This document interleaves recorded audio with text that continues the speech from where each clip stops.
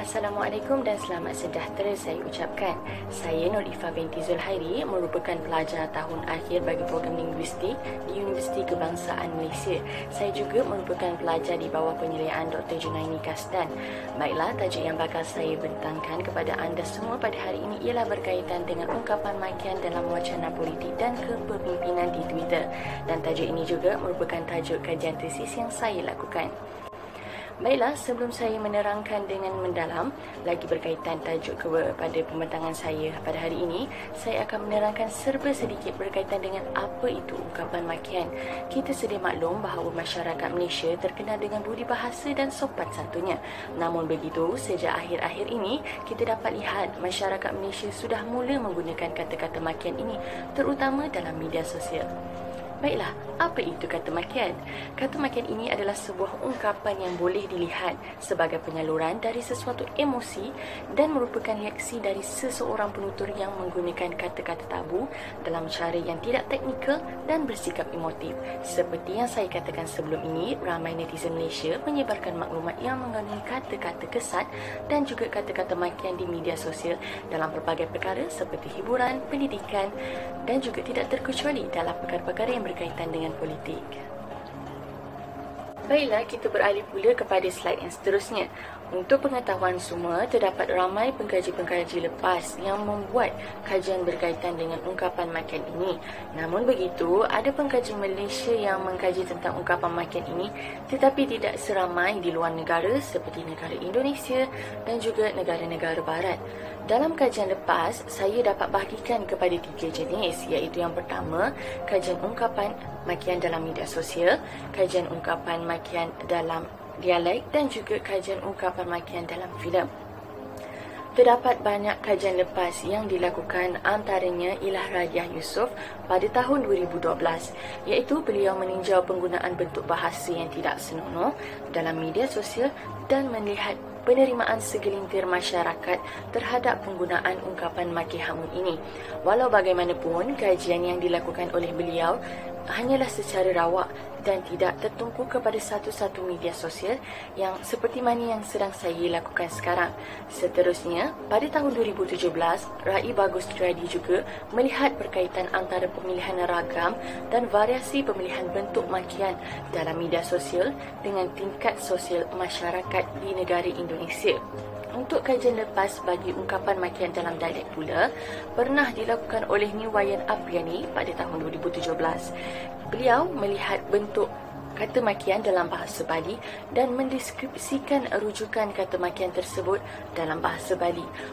Dan juga tambahan pula tidak terkecuali bagi Wahyu Damayanti pada tahun 2017 juga turut melakukan kajian ungkapan makian dalam dialek, iaitu dengan meneliti deskripsi bentuk makian bahasa Melayu dialek Selimbau Kapuas Hulu dan juga mendeskripsikan referensi bagi kata makian tersebut. Kajian lepas yang terakhir ialah berkaitan dengan kajian ungkapan makian dalam filem telah dilakukan oleh Hil Piatun dan juga 2 orang rakan yang lain. Dalam kajian ini, mereka melihat bentuk kata makian dan juga fungsi kata makian serta makna referensi kata makian dalam filem komedi yang bertajuk Sasak OMJ O Menu Jaring. Okey, kita beralih pula ke slide yang seterusnya, iaitu berkaitan dengan objektif kajian. Dalam kajian ini, saya sendiri telah menetapkan 3 objektif utama, iaitu yang pertama, mengenal pasti kata makian yang digunakan dalam wacana politik dan kepemimpinan di Twitter. Kedua, menganalisis kata makian yang digunakan dalam wacana politik dan kepemimpinan di Twitter. Dan terakhir, ialah menjelaskan kata makian dalam wacana politik dan kepemimpinan di Twitter berdasarkan pendekatan teori ketidaksantunan berbahasa. Baiklah, kita beralih ke metodologi kajian. Terdapat beberapa kaedah yang saya telah gunakan dalam melakukan kajian ini. Saya telah menggunakan aplikasi media sosial Twitter. Saya menggunakan media sosial Twitter ini adalah kerana media sosial ini bersifat teks dan ia memudahkan lagi saya untuk mendapatkan data. Dalam kajian ini, saya telah skopkan kajian ini hanya tertumpu kepada bidang politik sahaja.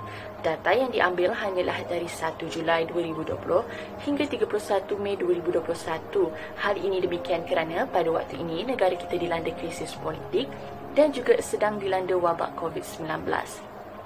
Selain itu, saya juga menggunakan teori dalam kajian ini. Teori yang saya gunakan adalah ketidaksantunan berbahasa. Penggunaan teori ini adalah untuk membantu saya dalam menjelaskan makna ungkapan makian di media sosial Twitter.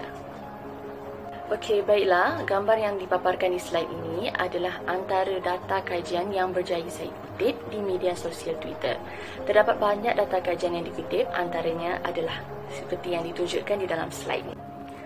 Baiklah, kita beralih pula ke bahagian hasil kajian yang merupakan bahagian yang paling penting dalam sesebuah kajian. Seperti yang telah saya paparkan di dalam slide, terdapat sebanyak 6 jenis kata makian yang berjaya dikelompokkan hasil daripada kutipan data.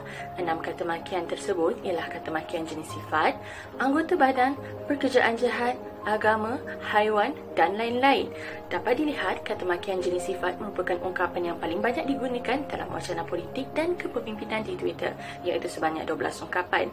Kata makian jenis haiwan merupakan ungkapan makian yang paling sedikit digunakan dalam wacana politik dan kepemimpinan di Twitter, iaitu sebanyak 1 ungkapan sahaja. Seterusnya, kita beralih pula ke slide analisis kata makian. Dalam bahagian ini, saya akan menunjukkan analisis kekerapan dan peratusan ungkapan kata makian.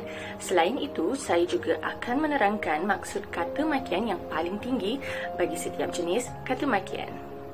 Okey, slide di sebelah menunjukkan peratusan dan kekerapan kata makian berunsur sifat. Seperti yang dapat dilihat dalam jadual, ungkapan makian bagi perkataan bodoh mempunyai kekerapan dan peratusan yang paling tinggi bagi kata makian jenis ini. Kekerapan bagi ungkapan makian perkataan bodoh ini ialah sebanyak 33 kekerapan atau sebanyak 53.2%. Terdapat banyak yang mendefinisikan perkataan bodoh ini, namun begitu, saya dapat simpulkan bahawa perkataan ini membawa maksud kepada tidak mempunyai pengetahuan. Dengan kata mudahnya lagi, seseorang yang mempunyai kemampuan di bawah rata-rata atau kurang. Baiklah, untuk slide yang seterusnya, kita dapat lihat jadual yang menunjukkan peratusan dan kekerapan kata makian yang berunsur pekerjaan jahat. Berdasarkan data yang telah dikutip, terdapat 4 ungkapan kata makian bagi jenis ini, iaitu perkataan barwa, penyamun, bosia dan bangsat. Dalam jadual yang dipaparkan di dalam slide sebelah, dapat dilihat ungkapan kata makian bangsat merupakan ungkapan yang paling banyak digunakan bagi kata makian jenis ini, iaitu sebanyak 6 kali kekerapan atau sebanyak 37.5%. Baiklah, sekarang saya akan menerangkan makna bagi ungkapan kata makian bangsat ini. Maksud bagi perkataan ini ialah seseorang yang memiliki sifat yang jahat seperti pencuri. Tambahan pula, perkataan ini juga turut membawa maksud kepada sesebuah masyarakat atau bangsa yang sudah tidak mempunyai untung nasib, kehilangan kuasa, maruah atau lebih mudah lagi ialah seseorang yang tidak mempunyai masa depan. Berdasarkan analisis yang telah dibuat, dapat dilihat ungkapan kata makian bagi perkataan bodoh merupakan ungkapan yang paling banyak digunakan oleh netizen dalam wacana politik dan kepemimpinan di Twitter. Maka dengan ini, untuk slide yang seterusnya, saya akan menjelaskan ungkapan makian bodoh ini berdasarkan teori ketidaksantunan berbahasa oleh Culpeper 1996. Terdapat 4 perkara yang ada di dalam teori ketidaksantunan berbahasa ini. Namun begitu, saya akan menerangkan hanya satu saja perkara untuk dikaitkan dengan kata makian bodoh ini. Seperti yang dipaparkan dalam slide, perkara yang saya maksudkan tadi ialah ketidaksantunan secara langsung atau bark on record impoliteness oleh teori ketidaksantunan berbahasa Culpeper. Ketidaksantunan secara langsung ini bermaksud tingkah laku pengancaman muka dilakukan secara langsung, jelas dan tidak kabur.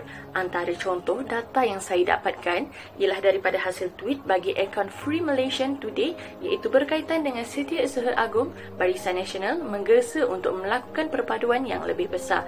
Hasil daripada tweet ini, terdapat netizen yang memberi komentar yang mempunyai ungkapan kata makian, iaitu Nuar masih bodoh je.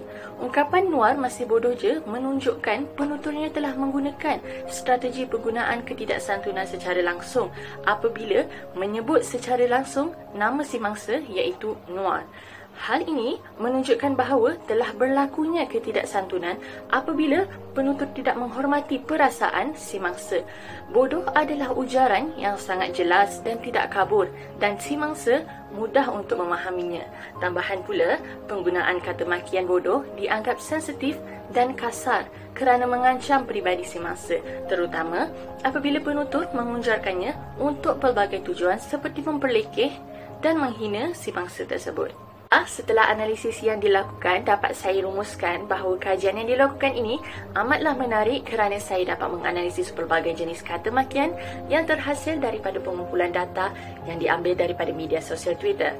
Selain itu, penggunaan strategi ketidaksantunan berbahasa didapati telah menimbulkan ancaman dan menjatuhkan air muka si mangsa, terutama apabila penutur menggunakan strategi dengan tujuan untuk menghina, memaki, mencaci dan sebagainya. Akhir sekali, saya dapat rumuskan teori pilihan menjelaskan bahawa penggunaan kata makian dari kelompok sifat adalah disebabkan masyarakat masih mampu mengawal emosi dan tetap menjaga kesantunan ketika berbicara dengan pemimpin atau orang yang lebih dihormati walaupun suasana yang tidak menyenangkan. Dengan ini, berakhirlah pembentangan bagi kajian saya. Terima kasih saya ucapkan kepada semua. Assalamualaikum dan selamat sejahtera.